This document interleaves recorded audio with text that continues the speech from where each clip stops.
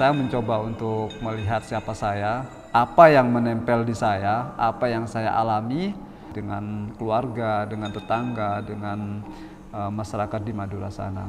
Baik itu secara kehidupan laki-laki maupun secara ritual sehari-hari seperti duduk bersila, seperti apa yang saya lakukan ini menjadi original di dalam tubuh saya, dan saya merasa lebih pede karena apa yang saya miliki lebih berarti daripada apa yang dimiliki orang lain.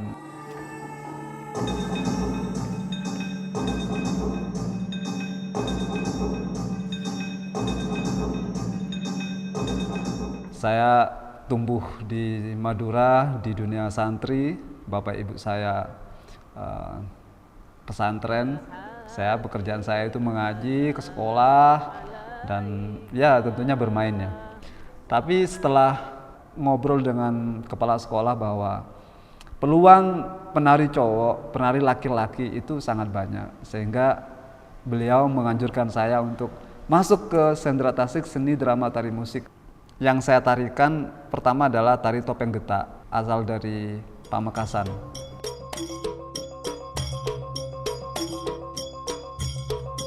Semua karya yang saya ciptakan itu berangkat dari Madura, dan spirit kekeluargaan itu masih nempel di dalam saya.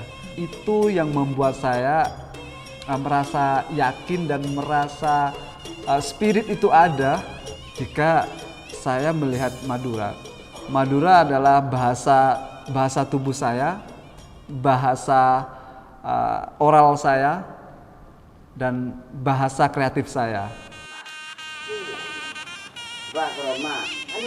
Kehidupan sehari-hari menjadi physical praktik body di dalam ketubuhan saya sekarang.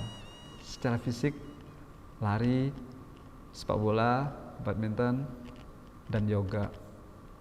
Dan kehidupan-kehidupan yang mungkin sama kita mengalami sehari-hari di rumah.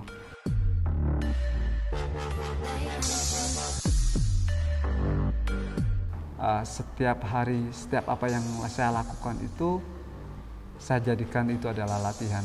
Dan saya jadikan itu adalah spirit bagaimana saya berkarya. Saya mengambil energi-energi dari apa yang dialami oleh anak saya, apa yang dialami oleh istri saya, apa yang dialami oleh keluarga saya, apa yang dialami oleh lingkungan sekitar saya tinggal. Itulah yang saya jadikan metode bagaimana saya membangun kreatif physical body praktek dalam tubuh saya.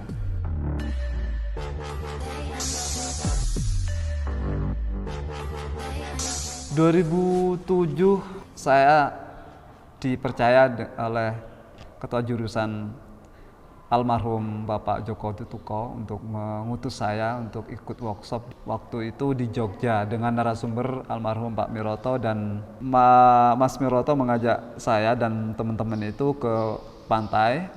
Saya disuruh eksplorasi di sana dan saya juga kaget. Tiba-tiba saya di laut, di pasir, di air disuruh menari gitu.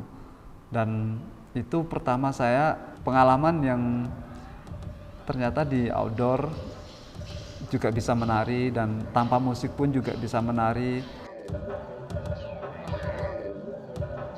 Waktu itu ikut workshop lagi jadi penari. Nah, di IDF itu punya program, saya datang ke Jakarta, saya mengikuti workshop itu menjadi penarinya almarhum Mas Sukarji Sriman dan Kuku dari Taiwan. Saya banyak belajar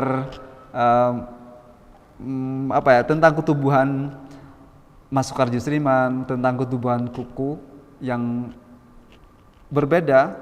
Dari Mas Sukarji saya merasakan lebih ground, lebih turun gravitasi itu. Tapi setelah saya latihan ke Kuku itu saya lebih ke kayak meledak-ledak, dan dua ini seperti balance di dalam tubuh saya.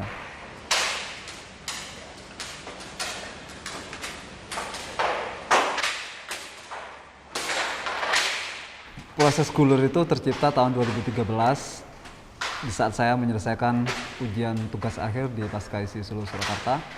Saya pentaskan di Madura, di Batu Putih, Dan Gulur itu saya terinspirasi dari kesenian topeng Gulur. Dan saya mencoba untuk eksplorasi dari tanah, air, lumpur, dan terakhir itu di prosenium. Tahun 2014 itu saya ke IDF, saya pentas di Galeri Indonesia Kaya. Jadi dari tanah saya langsung ke prosenium. Dan setelah itu Gulur di Koreolab oleh Dewan Kesenian Jakarta dan saya bertemu dengan almarhum Mbah Prapto dan Mas Hanafi. Dan di situ saya diberi arahan lebih dalam lagi dan tumbuh hadir seng bergelombang di dalam Gulur.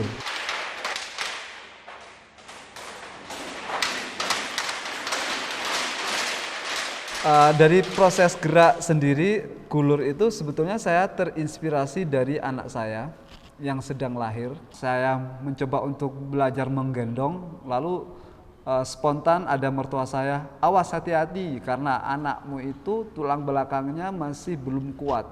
Dan di situ saya langsung connect, oh mungkin ini yang menarik ya.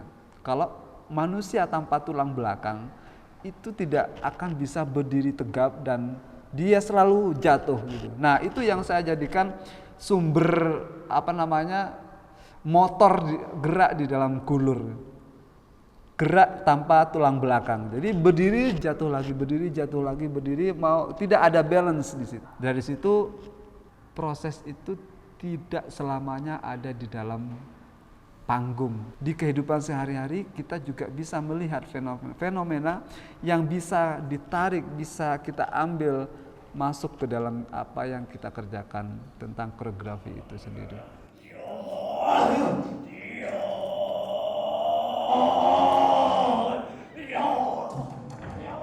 Silo ini juga saya berangkat dari kebiasaan-kebiasaan saya bertahlil, kebiasaan-kebiasaan saya berduduk yang terjadi di ritual di Muslim di Madura.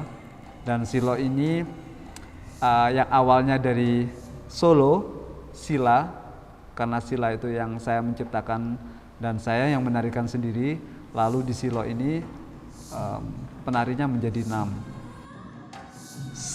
Saya mencoba untuk mentransfer apa yang saya kerjakan, apa yang saya alami terhadap orang lain, terhadap penari. Bahwa sebetulnya kita memiliki pengalaman duduk yang sama, bersila, tetapi kita memiliki letak geografis yang berbeda. Karena penari Silo itu ada yang dari Ponorogo, Surabaya, Sidoarjo, Gresik, dan saya Madura. Pengalaman yang tidak sama, tetapi bagaimana mengusung motivasi energi yang sama.